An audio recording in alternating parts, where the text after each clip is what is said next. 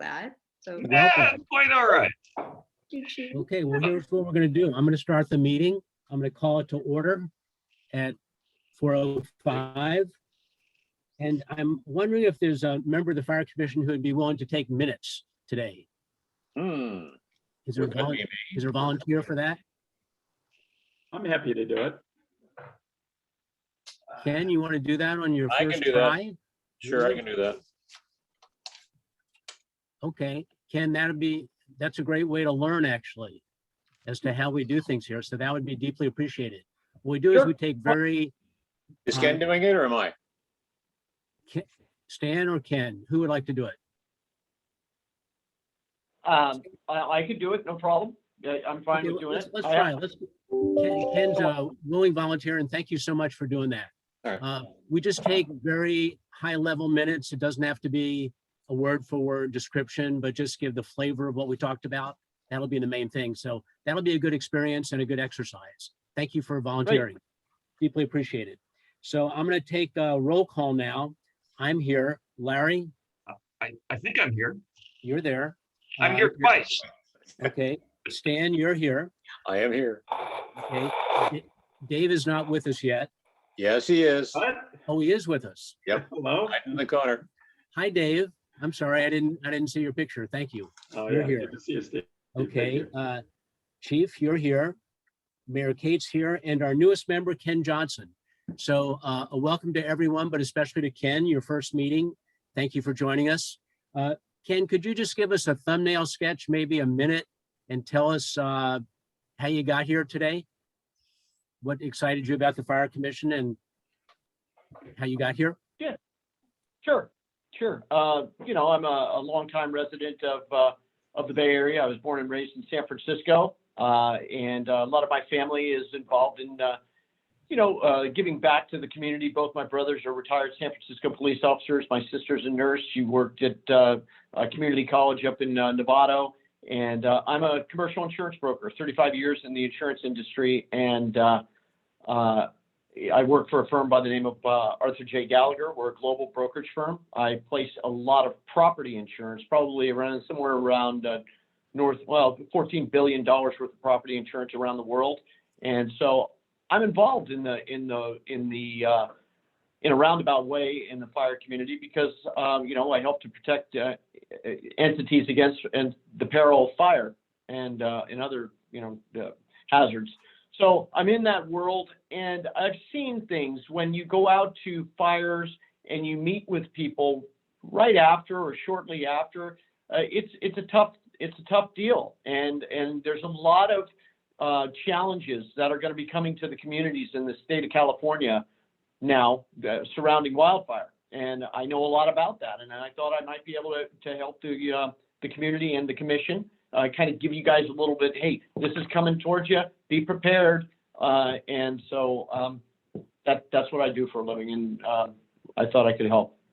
Great. Well, Ken, welcome.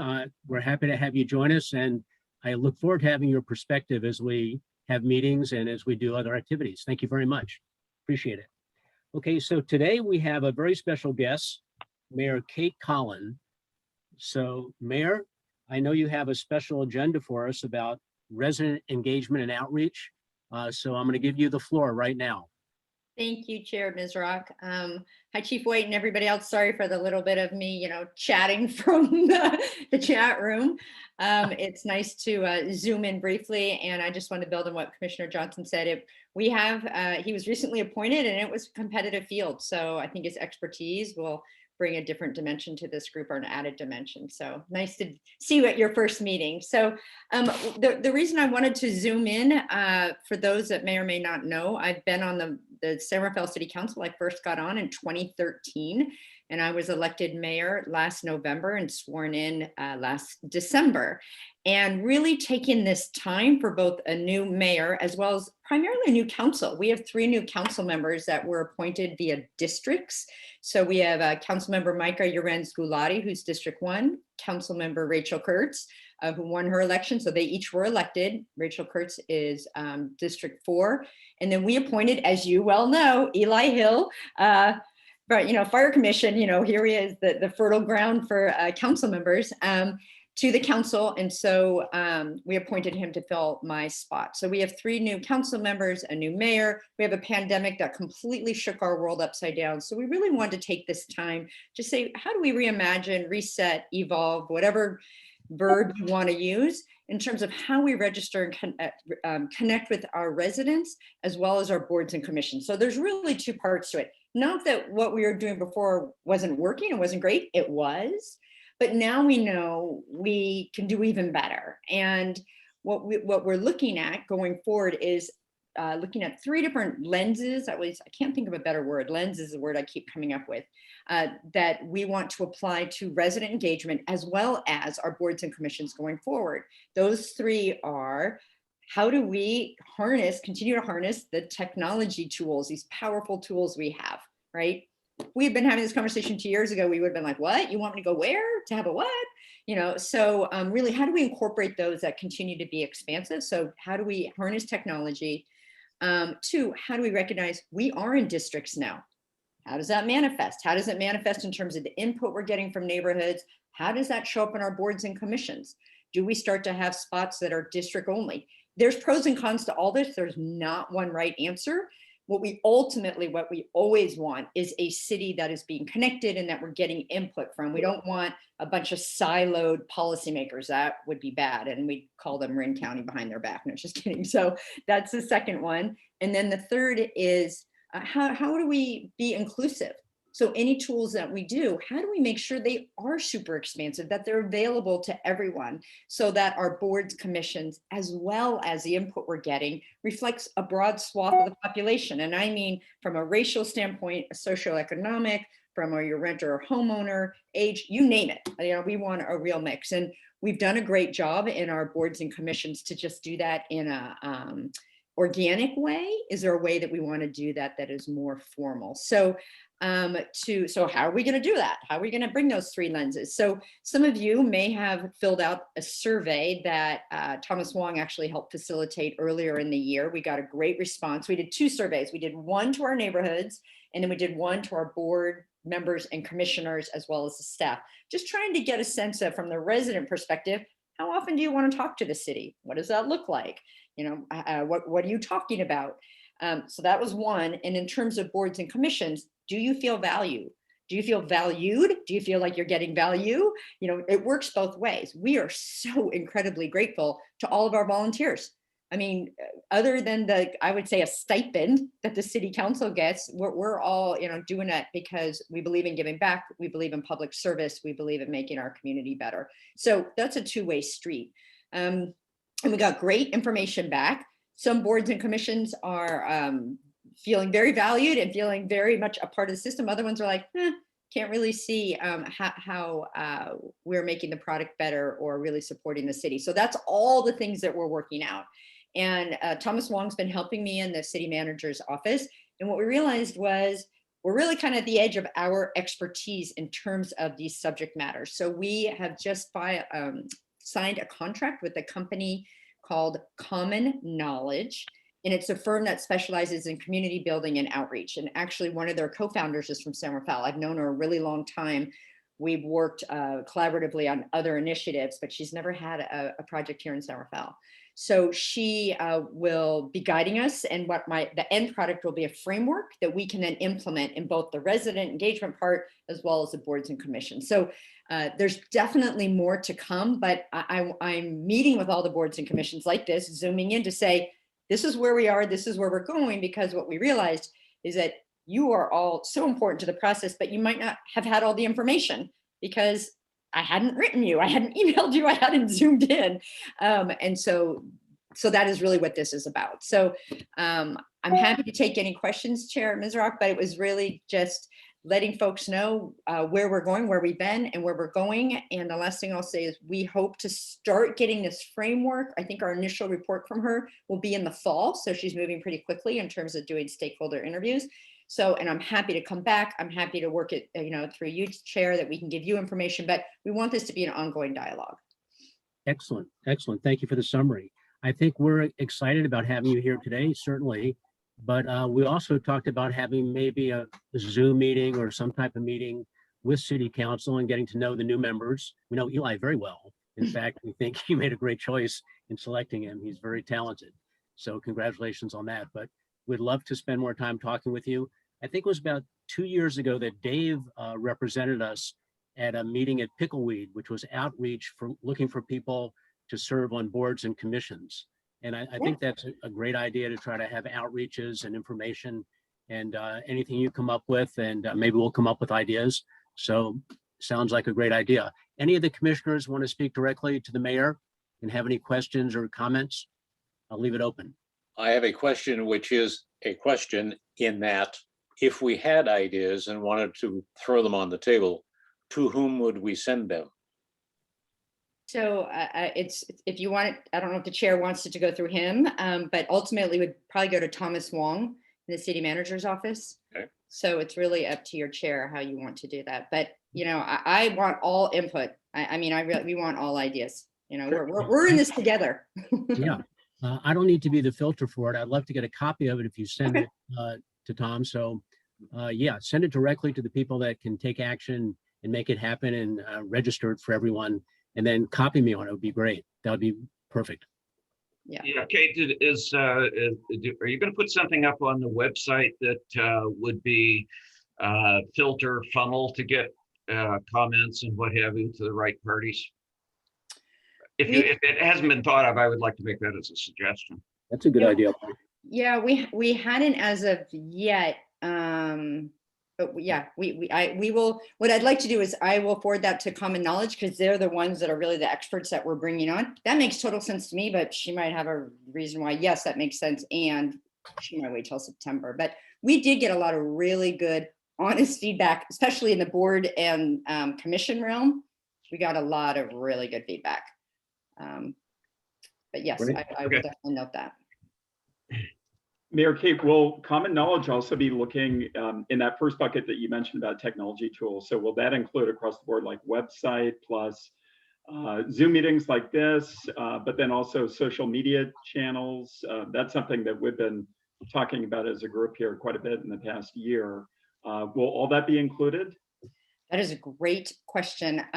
I was, again, just showing the way I was saying, I was thinking like website and I was thinking Zoom meetings, but you're right, we have these other tools. So I'm writing notes as we talk and as I meet with all the different boards and commissions, and I will forward that to her because that is absolutely a way that people have conversation, especially around Nextdoor, which is a whole thing. Nextdoor is the other one that comes up, Yeah, for right. better for worse. But I do think Sure. right, there is a proactive way to get information out. So I will forward that. I think that's an excellent insight. Great. I think I just read that Nextdoor is going to have an IPO. They are. Mhm. Yeah, That's we have used them pretty extensively. not haven't we? necessarily good news. Yeah, probably start seeing a lot more advertisements. It is such a crazy platform. Both, you know, I get to know when my neighbor has extra lemons that they're trying to get rid of, and then I hear about the nasty comments that someone makes about someone else. It's just, it's such a crazy platform. It's like two extremes. It's very Wide strange. open, But yeah. Chair, I've also noted, I think it does make sense to have the other council members make an effort to Zoom into your meetings. I mean, that is part of what I've been spending, just as an aside. A lot of my time has been spent onboarding, as it were, new council members and how can they be the most effective council people that they can be. And part of that is understanding all the different facets of what we do and our boards and commissions do. So thank you. Great. One other thing I would add to that technology conversation, just since we were talking about it, is some of the emergency response tools that we have. So things like Nixle and Alert Marin and Chief, I forgot the name, the Pulse, I forget what it's called, but Point Pulse or Pulse Yep. Point. I have it on my Pulse phone. Yeah. Yeah. Pulse Point, yes. So I think those tools also could be a great element to add to the technology conversation around community engagement. Great. I just wrote all those down. Wonderful. Okay, well, I don't want to keep you from your meeting. I appreciate you letting me zoom in, and I'm literally zooming in and zooming out, but I did Kate, want can I ask you one more question? Of course. We were thinking about whether we could have a live meeting today, and then the decision was made not to do that yet. What is your thinking about having live meetings and going back to the Public Safety Center for meetings and such? Do you have a sense of timing on that? Well, I'll defer to Chief White as he is the guru of the Public Safety Center and what is right for his staff and for this board. In terms of the city council, we are looking at September, our first meeting in September, to have a hybrid in our chambers, provided that the Delta variant doesn't come and that we continue to look as rosy as it has looked. So I really, I mean, we've been following state guidelines, which does enable for vaccinated people to meet. But again, I defer to Chief White because we do have our first responders in that building, and I would want anything that is decided to go through him. Great. Excellent. Thank you. Okay, well, thanks for coming. Well, thank you for letting me in. I'm going to run, and I look forward to more conversations. And seriously, my virtual door, my real door is always open. And thank you again for your service and what you do for the city. I really appreciate it. It's a pleasure. Thanks for joining us. Mayor. Yeah. Thanks. Bye. Take care. Okay, we'll get back to the agenda then. Time for public expression. Chief, are there any other members of the public that have joined us? I have not seen any others. Let me just double check. And we have 0 attendees at this point. Okay. I'm really wondering what happened to Linda Barnello. We haven't seen her for a while. She came to every meeting that was Yeah. live, but has not joined us. So Is she anyway, it's web-wise? memorable, isn't it? The synergy of the live meetings. Yeah. Yeah, okay. Let's get to the next agenda item, which is the Fire Foundation. Ken, are you familiar with the Fire Foundation? I think everyone else is, but I just wanted to hear if you are aware of the San Rafael Fire Foundation. Mike's off. Mike's off. My mic is, no, his, No. my- There Yeah, you go. now, is that better? Yep. Ken, can you Yeah. tell me, are you aware of the Fire Foundation? Yes, I am. I just from the research that I did off the website, Okay, great. a cursory knowledge and understanding of what it is. Okay, very good. Well, it's meant to support the fire department. It's a fundraising arm. It's Right. really not the Fire Commission, it's the Fire Foundation, but I happen to be on both. I'm on Right. both, and other members of the board include Jack Devlin and Pat Kendall and Len Thompson and John Chan and myself and Jeff Kramer. And we meet every month and we talk about ways of fundraising for the Fire Foundation. At the present time, the Treasury has about $65,000 in it. We use those resources to try to supplement the fire department, and Chief Gray joins us. I'm sorry, Chief White joins us at every meeting, and Chief White gives us the ideas of how we can be helpful with those resources. So we talk about that at every meeting. And our big fundraising event is the crab feed in December, and it looks like it is going to happen this year. So pencil your calendars for December 11th for the annual crab feed. We're hoping we can have it as long as the COVID problem hasn't recrudesced, as long as crab is available. We think we're going to have that. So that's this is part of the Fire Foundation report. The third thing I want to say is that we did look at a program for cancer screening for the fire department. It was a canine sniffing cancer program. It was done by Southern Marin Fire. And we looked at their experiences, and it turned out that they had a lot of false positives. They had 12 positives, only one of which was really a cancer. The 11 were false positives. And because of the problems with false positives, and it drives people crazy and they have to get a lot of testing and it leads to a lot of anxiety, we decided we would not do that program, but we are going to embark, and Stan, that is a pun, you probably picked that up. We're going to embark on a program with the new medical director when they're in place to look at how we can have a cancer screening program for the firefighters. At the present time, there's no formal cancer screening program either in San Rafael or in the county fire department. But we think that because that's a high risk for firefighters, we would like to do something. And how that turns out, I don't know yet, but I've pledged to work with the new medical director to try to put something together to have more outreach for firefighters to screen, test, do the things they can to decrease their risk for cancer in their lifetime. So that's the report from the Fire Foundation. Any questions from anyone on that? Any commissioners have any thoughts? on the Fire I think Foundation? it's a good idea, Steve. I think, no question. I think it's a good idea. I think cost is going to be a significant issue, but I think it's a great idea. Okay. Cancer is the #1 cause of death for firefighters, so it's really a challenging topic. Anyone else? Yeah, it is a challenging topic. I do happen to have the ability to, I have access to our public entity group, and we're the #1 insurance broker in the world for fire departments. And so I have the ability to reach out to those individuals, to the network, to find out what they're doing for fire agencies and fire departments across the United States for cancer screening.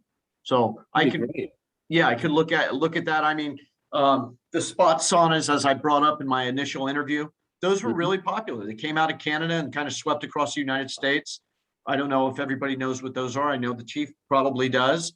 And that's the type of thing. The same thing with the fire agencies in California, this group called FARA. It's another thing I could look at, what are they doing for fundraising events, and I could share that with the group. Beautiful. That'd be great. Love to hear new ideas. Thank you, Ken.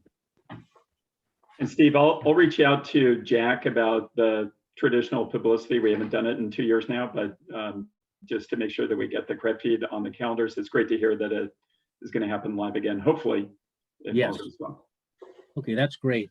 And by the way, I think most people are aware that Joe Vasco passed away recently, and the Fire Foundation did contribute to flowers for his memorial ceremony. So that was one thing we did with our resources, and we're helping support Class A uniforms still. That's sort of trickled down now. Most people have them, but that's still available for new people and people that haven't done it before. So, okay, that's it for the Fire Foundation. I want to talk briefly about the historical display in the Public Safety Center. In the past 4 to 6 weeks, the police department has been meeting every Wednesday afternoon at 4 o'clock. They're not going to meet this week, but they have been for several weeks. And the police department, headed by Sergeant Justin Graham, have been talking about what they want to do in the Public Safety Center to put up photographs, artifacts, and stuff behind the glass in the police department, and then also how they want to share the lobby space with the fire department. Okay, so they've been having those meetings, and I've joined 2 of them. On the first one was a couple weeks ago. They're going to be doing a Hall of Fame or Hall of Recognition behind the glass on a police department. We're going to have pictures and recognitions for police department people who have won medals of valor and various awards. So this recognition wall will be, somewhere back there. And then in addition, they're going to be framing photographs and other stuff. They've agreed on how they're going to frame stuff. And they're actually going to do a mural in the garage also.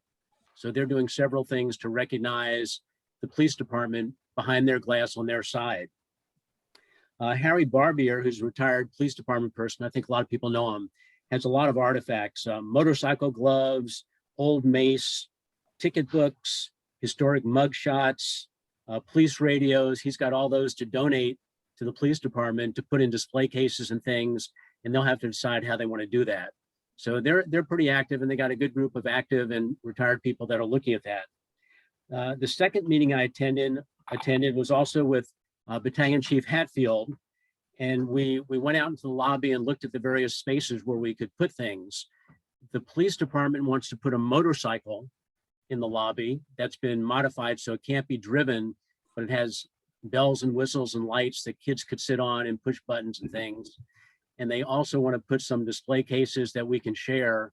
So Jason has the information, a display case in front, maybe a few display cases on the walls, various places we could do things. And Chief, we need to decide what we want to put out there, whether it's the fire buckets or a hose cart or any other artifacts that you have. And then also we can talk about, do we want to do anything behind the glass on the fire side? That would be of interest to everyone there. So those 2 meetings I attended, and there's a lot of interest on the police side, and I think there's a lot of interest on the fire side too. Any comments from anyone? Discussions to crossbreed with the museum at the Boyd Park building? I understand they're going to reopen the Boyd House for the Right. museum. Is that Right. your understanding, Stan? Yeah. So So- we would be able to borrow items from the Marin History Museum. And yeah, that would be a definite possibility. I know the police department does that or plans to do that, and we could do that Or- also. Or this kind of, here, see more there, here, see more there, and have a dual display at the Boyd footprint as well. We could do that. It's a very good idea. We could do that. They have a lot of photographs, and we took copies of those. And at one point, they were going to do some ionized tin photographs around the inside of the lobby. And I don't think that's I think that's still possible. They may be doing that. I don't know if they're working on that now or just slowed down on it, but there'll probably be some old photographs, both police and fire, that'll be memorialized around the inside of the lobby, up on the, pretty high up on the wall. Is that the metal screen? Yes. Okay. Yeah, that's the metal stuff. Any more discussion of a rotating inventory on video? So that, you know, that can be changed behind the scenes and not necessarily take physical space other than a screen Yeah. itself. So having a kiosk in the lobby with a Mhm. video that can be on a loop and such. Yeah. That's a great idea. That's a great idea. I don't know about resources to purchase things. I think the police department is creating a budget for its mural and for its framing and such. And they're asking some of the retired police department guys to donate it to it, the association. But I don't think there's any city budget for supporting any of this that I'm aware of. There may be some, but not a lot. Right. So we can talk about that at a future date. Now, one of the key things is timing. What the police guys think is that there's going to be a opening of the Public Safety Center for May of 2022. That's going to be a big celebration opening to the public. And they want to have all this done by April of 2022. That's what they're thinking. Chief, is that your understanding of the time frame on this?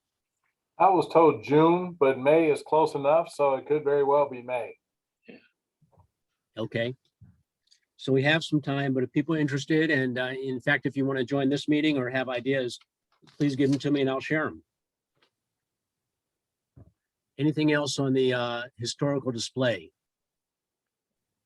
Yes, one thing I'd say, Steve, just about the grand opening Yes, in May, I'm happy to help. I don't know if, you know, since it's joint fire and police, or if Lindsay and her team are involved, but I'm happy to help out with anything on the external communications, media relations, social Super. media, et cetera, around that. deeply appreciate it. That'll be great. And I think we're far enough away that we have some time to think about how that's going to roll out and how we're going to do things. So appreciate that input. Sure. Okay, now, Ken, this is the part where we call for the fire commissioners to give us anything they'd like to talk about. So I'm going to go down the list right here. Larry, is there anything you wanted to share with the fire commission today? Yeah, I want to bring to your attention the incident. You're probably all aware of it, but on the 2nd of July of this year, the LA Police Department bomb squad and the LA City Fire Department responded to a report of fireworks in a residential home. When they got there, it turned out that there were fireworks, all right, thousands of pounds of fireworks. Bomb squad came in, and part of the determination was that some of the things they found appeared to be homemade, although most of it was in fact commercial fireworks, the type, this so-called safe and sane. Some of it was not immediately recognized, and I don't know. Ultimately, the bomb squad and the incident commander made the decision to use their disposal vehicle to detonate some of that material on site, because the thought was that it was potentially too sensitive to transport. That turned out to not be a very good decision. On the other hand, kind of hard to tell what else they might have done. But What happened was that they loaded the disposal vehicle with some quantity of material and then detonated it with a squib or some other type of detonator. Not only did the material in the disposal vehicle go off, but it destroyed the vehicle pretty significantly.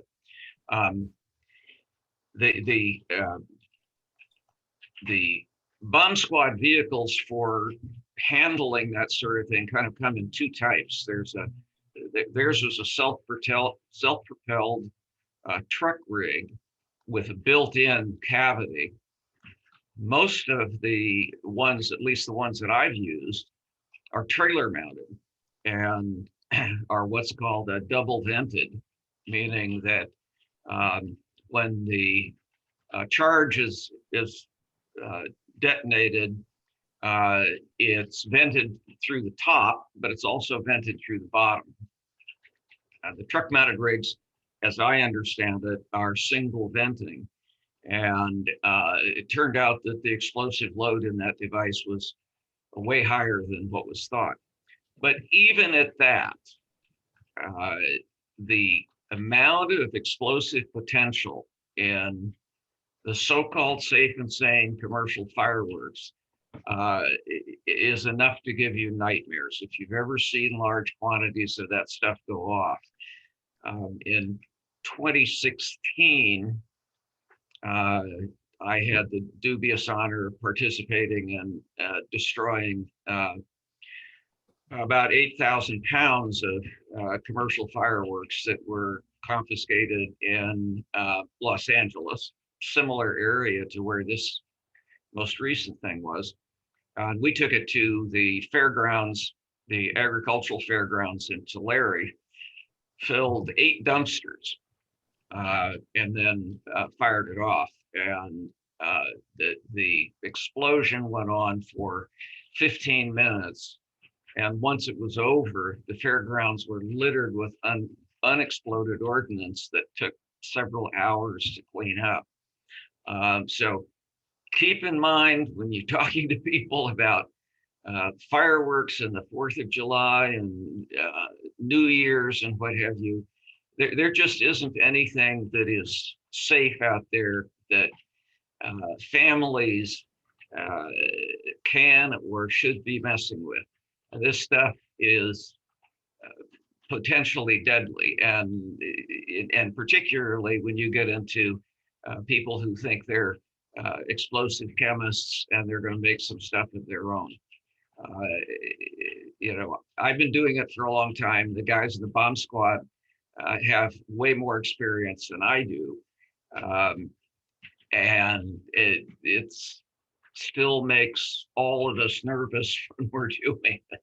You know, that's about it, unless, did I at some one point talk to the commission about zombie fires?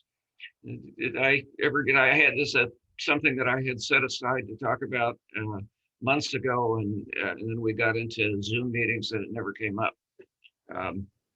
We got a lot of wildfires going on in California. There is in other parts of the world, fires that last as underground fires for years and years and years. Most of them are what's called peat fires. And those things can overwinter. They can continue to smolder under snow and what have you. It's kind of interesting phenomenon. At one point I had some video that I was going to share, but that seems to be long lost. So we'll reserve it for another time, and I guess that's about all I got. Thank you very much. That was a god-awful mess in LA with Yes, that fireworks business. They're lucky they didn't kill somebody. Yeah. Okay, very good. Dave, anything you'd like to share with us today? Just 2 things real quickly. One is just FYI that I really appreciate the seasonal inspectors, the seasonal inspection team, and actually had Simon Wright come out to my house and do an inspection. And it was really eye-opening, some of the things that he was able to educate me about and help me with. Great to see members of the community. I know Simon actually knew our next door neighbors, and he's like, oh yeah, I know this area, so it's great to see some local residents, younger people getting involved, and also appreciate the way that through at least the social media channels, the department's been doing a really nice job introducing all the seasonal inspectors to the community.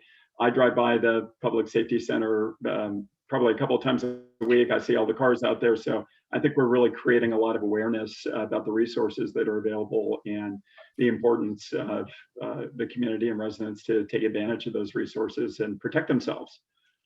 So on that note, also just thinking about, as we're on the cusp of fire season, actually already into it in some places, just upping the level of social media activity around wildfire prevention and those safety messages, and pulling some of the content that I shared with David Canelato previously.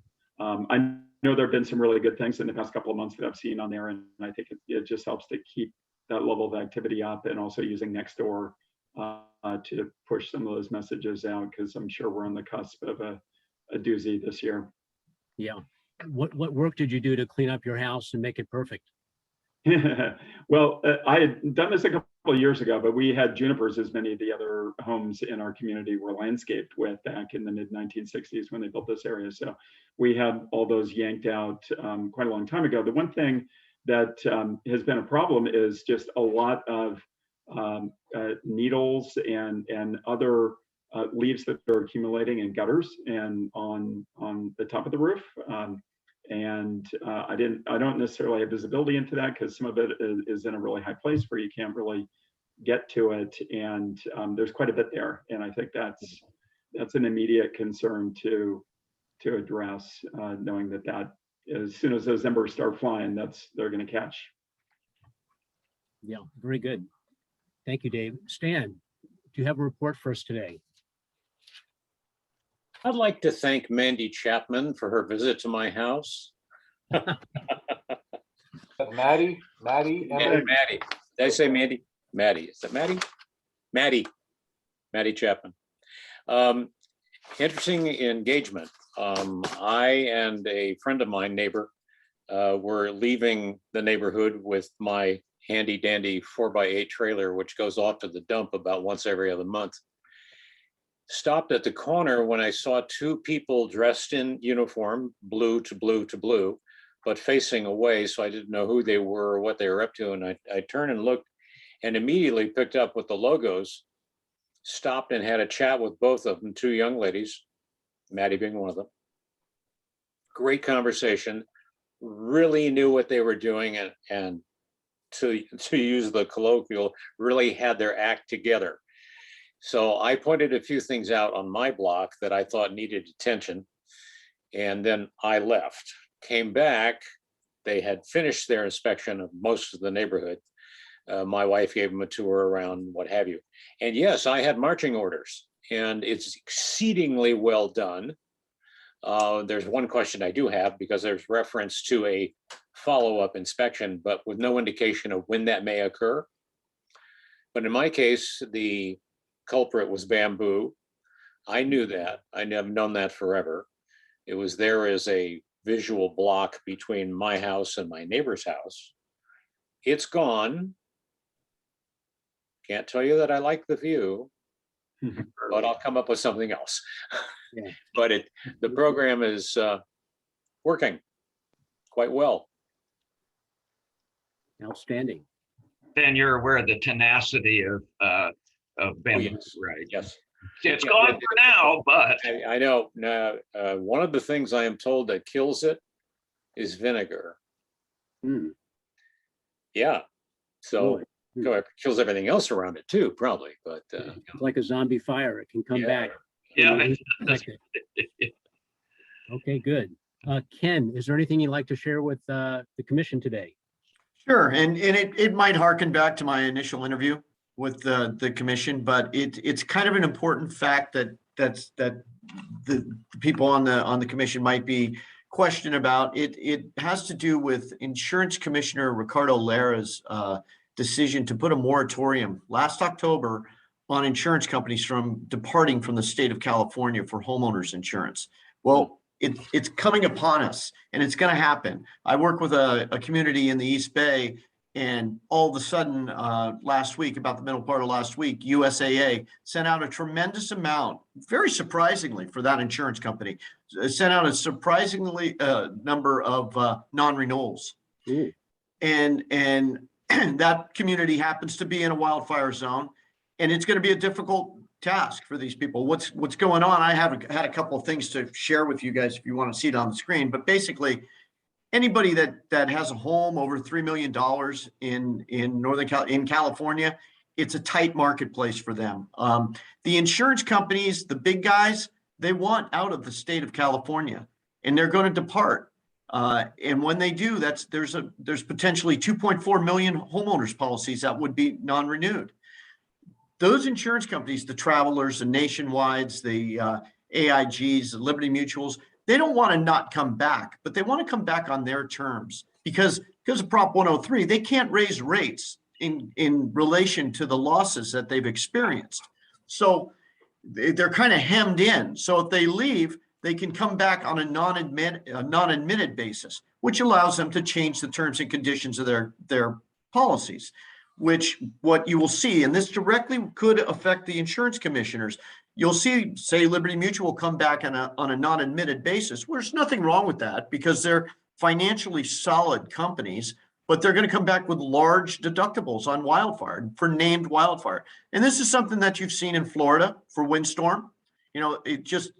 California never had it before, and now we have it. And so when they come back with those large deductibles, if you have a $8 million home, they're going to come back with $100,000 named wildfire deductible, or $50,000, or somewhere in that range. And it's significant. And there could be questions for the commissioners that say, "Hey, what are you doing to help me?" And exactly what was just shared is that's what we're doing. That's what we're trying to do is help educate and prevent it. But there's not going to be an easy fix. It's the future. Do you think the state could come in and have an umbrella policy for the whole state? Yeah, and that's what will happen. You'll see a lot of talk. Don't get confused. You're going to see a lot of hype about community pools. Somebody like Fairfax, for example. Fairfax is going to be very, very challenged because of the heavy, the overgrowth that they have out there. So the California Fair Plan exists, and people go to that. The coverage is limited. So you can only buy a certain amount of limit and a certain amount of loss of rents. And so you need to layer the coverage over that. And that's a complicated discussion and concept for people that, hey, I just buy mine from Farmers or Allstate. Well, Allstate just left, and now you've got to engage, and you've got multiple carriers. And so, if they hear you're on the fire commission, they're going to say, "Hey, did you know my insurance was just non-renewed? Well, how can you guys help to fix me?" And so I've got the articles. I can share them with the group. I sent them over earlier. I just don't know if everybody got them. Yeah, I'm interested. That's great stuff. Thank you very much. Appreciate it. One thing I forgot to do is the May minutes. Did everyone have a chance to read the May minutes? Right. Done by yours truly? Are there Move to approve. any Second. additions or corrections or comments or anything? Okay, Larry's moved approval. Second. Second. Stan, all in favor, say aye. Aye. Any opposed? Okay, those are approved. So we're at the chief's report. Chief White, it's Good afternoon. Good afternoon. Well, I've got a fairly lengthy report, so I'll try to push through it without letting you guys fall asleep on me with all the content here. I'm going to start with the Zonehaven platform. Effective June 28th, Zonehaven has placed their zones into the evacuation management platform. And so if you go to the community.zonehaven.com, you're able to actually sign up and kind of look at the zones and some of the names that have been used in the past, and click on helpful links within those zones for additional information. They're already done throughout the county, and there's good information on areas that are directly adjacent to the county as well. So Sonoma County, for example, there should be some information for some of the communities in those areas right on the outskirts of our county. The great thing about this tool, although they won't be pushing the full platform out until next spring, there's going to be a media campaign blitz of sorts, both during the fall, winter, and early spring before they actually do the full rollout. There's going to be a video produced by FireSafe Marin. So go to firesafemarin.org. They've been really helpful in partnering, trying to help with the launch of this application. And this tool is actually going to help first responders kind of look at things from a real-time situational awareness and then affect evacuations a lot sooner if an evacuation is in fact needed. The way we've been approaching our vegetation management is if we use the house out approach, we're actually creating safety around our homes. We're hoping that that approach is going to reduce the need for evacuations on the front end and thereby not even require the need for evacuations at some point. So I've got a rough guesstimate right now of the number of inspections that have been done throughout San Rafael, Marinwood communities. Out of 9,000 plus possible inspections, we're at 5,000 plus inspections being completed so far. So that's in large part due to our increase in defensible space temporary seasonal inspection staff from the 3 that we ended up with towards the end of this past year down into November and December. We're up to 12 right now. And so you guys have spoken about 2 of the individuals that you've had interaction with. One was Simon Wright. He's a vegetation management specialist. He was one of the 3 individuals that held over from last year as a defensible space temporary seasonal employee.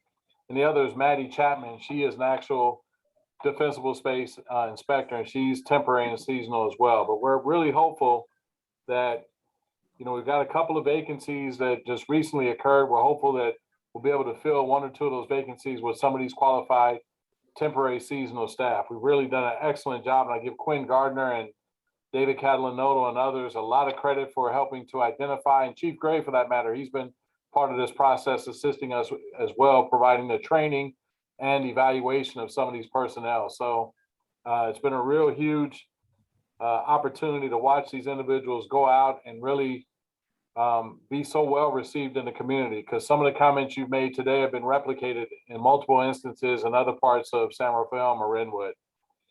Chief, have they gotten any pushback? Has anyone been less than embracing as they've gone about their job? Well, you're always going to find 1 or 2, unfortunately. So I just had a conversation with Simon Wright, actually, because he met with an individual who he had a great conversation with. And then ultimately at the end of the conversation, the individual said, well, you know, do what you got to do. You know, we'll see what happens. Maybe I'll see you in court, you know, and that sort of thing. And so, you know, my advice to Simon was, I've seen, you know, these difficult individuals in the past. And usually you can go 2 routes with them. You can go and try to push for a lien on their property, or you can get an attorney to get a very well crafted letter to help them understand why their compliance is necessary and what the consequences are for failed compliance. And maybe seeing it come from a law office is, you know, just about enough, or at least an individual with legal background is just enough to get them to reevaluate their position. We had an individual named Dr. Mbanugo in Oakland who owned a large swath of property in the Oakland Hills. And his response was almost an indifference. He says, when the fire comes, you just put the fire out. And he wasn't looking to take care of any of the vegetation management there until suddenly we got legal pressure on him. And then suddenly he's now trying to take some very proactive measures.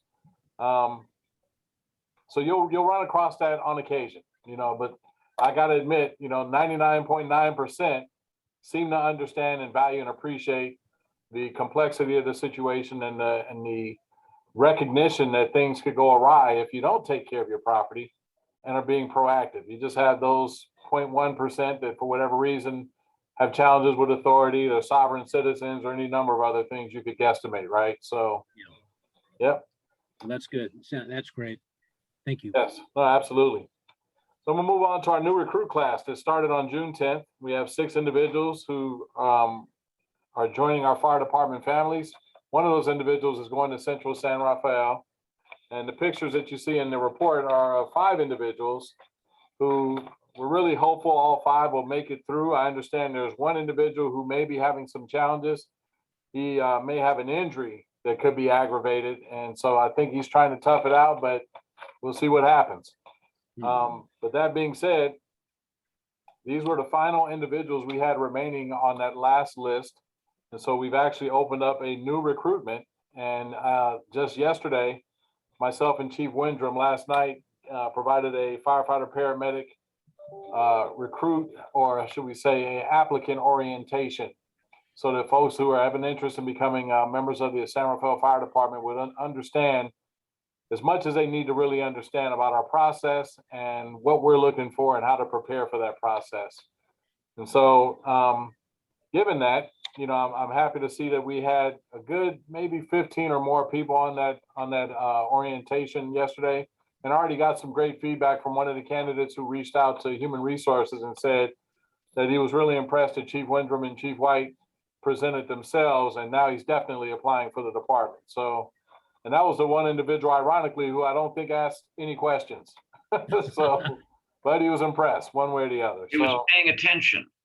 Clearly. Okay.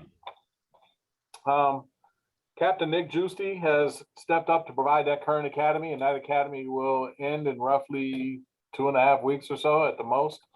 So these hopefully 5 individuals will be coming out to address some of our existing vacancies, reduce some of the mandatory overtime, and hopefully kind of improve a little bit of the morale challenge we're seeing with the number of vacancies we have combined with the number of injuries that we have. So I didn't put this in the report, but I actually placed a request through HR to work with our third-party administrator to identify what trends, what types of injuries, when they're occurring, the average tenure of the employee who's been employed. I didn't ask for names, but I wanted to understand what types of injuries we've been facing. You know, were they back related? Were they shoulder? Were they on duty? Were they exercising? Were they stepping off the rig? Were they pulling hose? What were they doing when they were injured? Because I want to understand if there's an opportunity to provide some training and just some key reminders. I know in my previous life as safety officer, we found that a lot of injuries were happening when people stepped off of the rig. They weren't maintaining 3 points of contact. And so rolling your ankle, injuring your knee, your foot, all of these things happen because people hadn't really given a lot of conscious thought to 3 points of contact with the apparatus and ground. So I say all that to say, I also want to be able to put the mirror up to the organization to help them understand how these injuries damage the department, increase mandatory, and have a corresponding impact on morale. You know, and it's everyone's responsibility to do what you can. And we know firefighting is a profession where you're going to be injured, but those preventable injuries are the ones we want to really kind of focus on trying to prevent. The unknown happens. That's just what it is. There's not much you can do about that. But those injuries that are just from you not paying attention or for you overexerting during exercise or something like that, we want to kind of get a handle on that. And so that's one of the things that I'll be looking at addressing here in the near future, and kind of going back to, because I go and have one-on-ones with the crews, and when I do the conversation or coffee and conversation with the chiefs, I want to make sure that we're talking about those things as well. Civic gas and electric and public safety power shutdowns. PG&E stated that the only real enhanced vegetation management work they're going to be doing to date has been involved on the Lucas Valley Road area, or excuse me, Las Gallinas line that's out extending in the Marinwood area. And for whatever reason, that's the only one that they spoke to.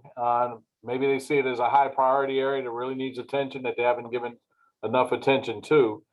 But they also wanted to remind us that their rotating power outages are not considered PSPS events because they're only a couple of hours in duration, and they'll try to get out advance notice to everyone via social media, the actual news media, and or directly reaching out to you via your cell phone and or your landline by leaving a message indicating that you may be receiving or are actually going to have a temporary outage. And so just wanted to make sure everybody was, you know, mindful of, as we get deeper into the summer, we'll probably be getting more of these notices, as you can imagine. COVID. On June 15th, Governor Gavin Newsom reopened the state. And it's been just about a month now. And it's ironic because, you know, it almost seems like it's pre-pandemic conditions. Everyone's walking around. There's really not a lot of mask use, you know, anywhere that I see. And I'm suspecting that may include folks who may not have been vaccinated just as much as those who have been vaccinated. But the request was that individuals who have not been vaccinated continue to wear masks.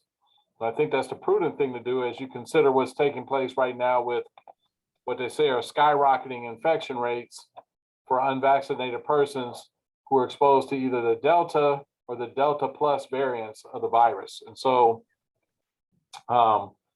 with that, Pfizer is pushing hard to try to get an emergency approval, and they may even abandon the emergency approval and just get, you know, outright approval for their vaccine that they believe is 100% effective for youth ages 5 to 11. I think they're pushing for this by October or November. So that would be a real game changer for all the students who are actually, from what I understand, no longer facing social distancing requirements in class, but are still required to wear a mask while they're in class. So some relief on the way for that age group as well. But also, in addition, the eviction moratorium was extended until September 30th. So that's going to be designed to help the renters and the landlords who had not been able to collect rent from individuals for quite some time during the pandemic. So that's going to be a huge relief to both renters and landlords. It's I can't remember the exact funding. I had heard at one point 3.5 billion. Then I had heard an even larger number. Sometimes I get confused what they're actually allocating for housing and homeless as opposed to what they're allocating for the actual moratorium or eviction circumstances. But billions of dollars are coming the way of the state. A couple of fire incidents. Actually was able to respond to both of them. On one instance, I got a notification while I was here at the Public Safety Center that we had an incident just down the street on G Street. 3-level Victorian that contained 4 units. Coincidentally, the lady had just left the house maybe 30 minutes before, if that, and was called back because of the fire in her basement, or in her garage rather. And then some of the individuals who were working in the area happened to notice what was going on. This one was kind of tricky, as most, you know, older construction, Victorian era balloon frame construction can be. This type of fire can run, as you know, into a lot of void spaces, and it can run from a basement to the attic in no time. And so with this, although they used the forward-looking infrared or thermal imaging camera, there was really no ability to adequately detect what was taking place. And so just as we thought things were getting knocked, we ended up having to increase resources on scene and go back into ensuring that we fully had this identified and contained. So there was no injured personnel, but the fire and smoke damage led to folks being displaced on that incident. The second one, I was on my way to Station 52 to meet with the crews, and no sooner I got there, they're heading out for a structure fire. And Chief Hamilton was on duty that day, so I don't have lights and sirens on my vehicle. So I just put on my flashers and jammed right behind him, and we ended up out there on Bonnie Banks Way. And guess who I saw out there getting photos? Chief Gray. So had the opportunity to kind of watch our personnel in action and see, you know, how they were progressing with the incident. It turned out this was something that may have started in the kitchen. The kitchen, and then extended to the attic by way of the hood. There may have been accumulation of grease or something, so it took a moment for that one to get out as well. But no injuries. Strange thing in this one is that, you know, as I showed up on scene, there was another construction crew who said that they could see the person inside the house making a sandwich or doing something. His garage door was open. He came out, they tried to tell him, hey, you got a fire. He looked at them like he didn't care anything about what they had to say, closed his garage door, went back in. They could see him in the kitchen making a sandwich. 5 minutes later, he's coming outside looking around like, what the hell is going on? And they're just, you know, they're amazed at, you know, how indifferent he was. And so come to find out there could have been some sort of, some sort of mental disposition, concern, or challenge there. I'll just leave it at that. But I called PD over and I wanted them to take a look and get a sense of who this individual was, because he wasn't combative, but he wasn't initially very cooperative either. Couldn't really talk to him. And so eventually they sorted it out and put the fire out and moved on. So that was a couple of incidents. There were others. Promotional ceremony. On Saturday, June 26th, we held a promotional ceremony. And thank you all for joining us and being present for that event. We held it at Station 52, where we promoted 2 fire captains and 4 engineers. This was William Berkey wasn't promoted that day. He ended up getting promoted, I think it was the following Friday or so when he came back to work. And I went to Station 52 and his wife and daughter came down and we went through an abbreviated ceremony for him. But this was great because it was an opportunity to interact with the members and do something positive for them in the coming out of the pandemic. These individuals had studied hard and prepared for promotional opportunities, and it was demonstrated by their performance that they were ready for the opportunity. So we expect them to do well as fire engineers and captains moving forward. And then pictures, courtesy of Dr. Mizrock. Thank you as well. And thank you, Commissioner Luckham, for joining us. And we appreciate everyone else being there. And last but not least, I'm sorry, I passed the Joe Vasco funeral services. There's a photo there on, I believe it was the 14th. Could be mistaken about that. It may have been, it was Friday the 11th or Friday the 14th. It was the 11th. The 11th. Yeah. Our previous member, Joe Vasco, passed on, but they held a very beautiful ceremony for him at the Holy Rosary Chapel. It's strange because I thought this was St. Vincent's, and I thought it was literally up the street from the firehouse here, because that's how it was being communicated by staff. And when I went out to get in my car, I didn't see any units anywhere in the area. And I thought, I've got this wrong. And I've got just a short window of time to get there on time. So I reached out to, I think it was Chief Windrum or Chief Hadfield. I got the correct location, which was in Marinwood, which means I had to now notify Eric Drykerson, who's the district manager there, that, hey, I owe you an apology because we have a major event going on in your community and I didn't loop you in on it. So, but it was a beautiful day. There was some nice memories and stories shared from some of the individuals who had known Joe going back to his childhood and those who had worked with him during his tenure in, I think it was Skywalker Ranch, and then coming to San Rafael. So funny stories, but he clearly left an impression on all those that he had interacted with during the course of his life. So Really good guy. Really good guy. yeah. Well, and last but not least, on the very rear last page of the report, I actually went to Sparks, Nevada on the weekend of July 4th and attended the West Coast Nationals race. And as I'm sitting there in the stands, I'm there for my other half, her son, Dylan. He is competing with Oakland Powell, and he's on his way to University of Miami, but he wanted to get a little more track in that he wasn't able to get in during the school year. So he's running 3 or 4 different races, but I'm listening to the field and the next race is coming up and they say, I'm from San Rafael, Ellie McCuskey. And I'm like, San Rafael, really? So I'm curious right away, right? Well, my curiosity turned to amazement quickly because Ellie ran the 100 the first time I saw her, which was Saturday in the first heat. And Ellie spanked the field. And she's running against some very, very well-known track teams and I'm sure track athletes from Southern California and other parts of the Bay Area and other parts. Actually, in some cases, some folks came from Virginia, Ohio, and even Louisiana.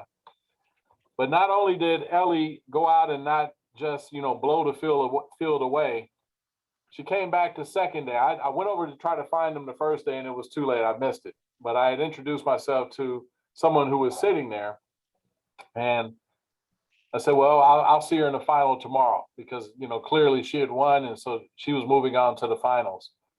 So the next day I got the opportunity to see her, but I just have to tell you that she did the exact same thing again in the finals to all the best race runners who had won their heats to get into the finals. And she had at least 2 or 3 steps on everybody as she crossed the finish line in the 100 and 200.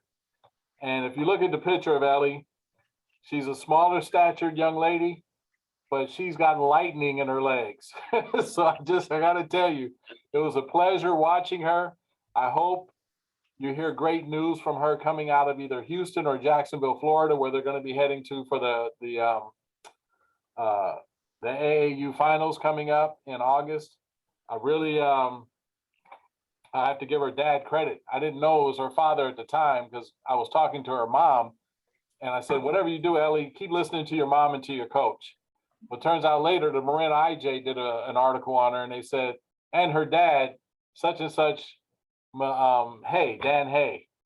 I'm like, oh no, they never said that was her dad. Now I feel like I kind of slighted them a little bit. But all that to say is you'll see her again, and I'm sure she's going to ride her way to a 4-year institution somewhere because she's got wheels like I haven't seen on anyone. And I've watched a lot of track, but coming out of San Rafael, you got to pay close attention to Ellie McCuskey Hay moving forward. If you hadn't known about it, you know about her now.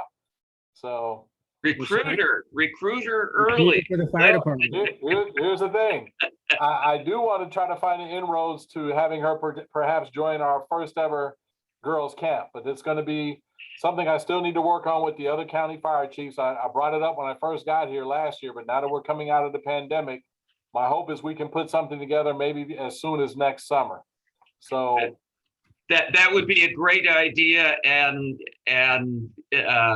well, as you know, Berkeley already has the Ignite Academy, which is a great thing, and I would love to see that replicated in Marin County. Yeah, the girls camp that I'm familiar with was the one that was offered in Fremont and also in Santa Clara, which they've done versions of it in Southern California and even as far north as portions of Washington. So, excuse me, I'm assuming they're going to be doing some iteration of it again in the Bay Area, but I wanted to make sure that we had it on our radar to do here in Marin County because I think we've got untapped potential, and seeing Ellie out there kind of confirmed it. So that's great. Fantastic. So Thank with you, that, Chief. yeah, that concludes my report. Anything from anyone that they want to share at the last minute before we end for the day? Okay, I have a thought for everyone. As you know, the fire department was founded in 1874. The San Rafael Fire Department was founded in 1874. And if you think about it, the year 2024 will be the sesquicentennial. So it's never too early to start thinking about the future. So 150 years in 2024, it's very exciting. And just a thought. So if there's nothing else that anyone has to present, I'm going to say thank you for joining us, and we'll see you next month. Sounds good. All righty. Thank you all. Thank you. Yeah, Thank you, everybody. Ken, thanks for taking minutes. Sure. Yeah, whatever you think is good, we'll put them in and we'll help you edit them.